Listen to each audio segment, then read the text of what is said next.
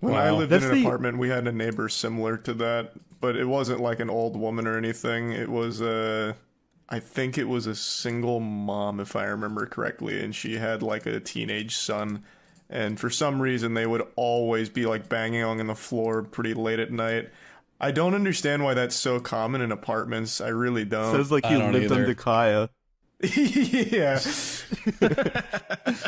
I got off. Dude, I got I off don't kind of lucky with a similar story, but I had an apartment neighbor where every single day, even weekends, I don't know why. I never figured out anything about them, but we shared a wall between the two main bedrooms.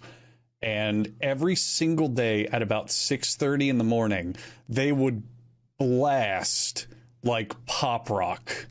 And it would last for about 30 minutes and then shut off and not be heard again for the rest of the day. So I think it was their alarm in the morning. Yeah.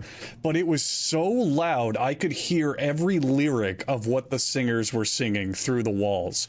And after, like, I kind of ignored it at first because I was like, okay, maybe it's, I don't know, something's just going on, whatever. And then after a few days of it, when it would hop on and I'd get woken up, I'd start banging on the wall and I'd just be like, hey, cut that shit out. But they couldn't hear it because the music was so fucking loud. I did get off lucky though. Eventually I wrote them a note and I was like, hey, I work nights and you wake up really, really early and I can hear your alarm through my wall and it's just completely ruining my sleep. Would you mind, cranking it down or figuring out something else? And after that, it happened a couple times, but it was very sporadic. It was just, it just seemed like, it nice. seemed to me like every now and then they'd forget and it would happen. But yeah, they stopped. I was shocked. It was that easy. Did they make any contact with you No. after that point to say sorry? I think they still live there, and I have never once spoken to them or seen who they are or anything. But I hear them, moving around in there every now and then. But I was amazed that it worked. I really thought they were going to be dickheads about it. That I was gonna say that's like the main issue with confrontation with me, especially in like neighbor disputes and stuff, is generally you don't know what kind of person you're dealing with, and the confrontation itself could just be an escalation into even more miserable living standards. Mm-hmm. Like the person could start going insane. Like I was taking a risk talking to my neighbor because there could have been the potential for even more cigarette butts being dumped on my lawn. I don't know. I don't know what the outcome of that situation was going to be. Yeah. You guys see that news article where some guy, I think, was shoveling snow, and his neighbors came out and said, "Stop shoveling your snow into our yard."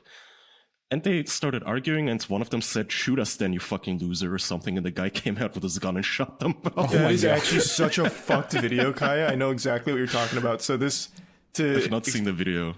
I I probably got half of that wrong too. You're close. The video is fucking horrifying. It was these two neighbors. They lived together for a while, or across from each other for a while. They usually get in arguments and shit. And I think it was about shoveling snow. Like they were shoveling snow and getting on the other guy's property or whatever. And they started arguing in the street. And then the argument stops.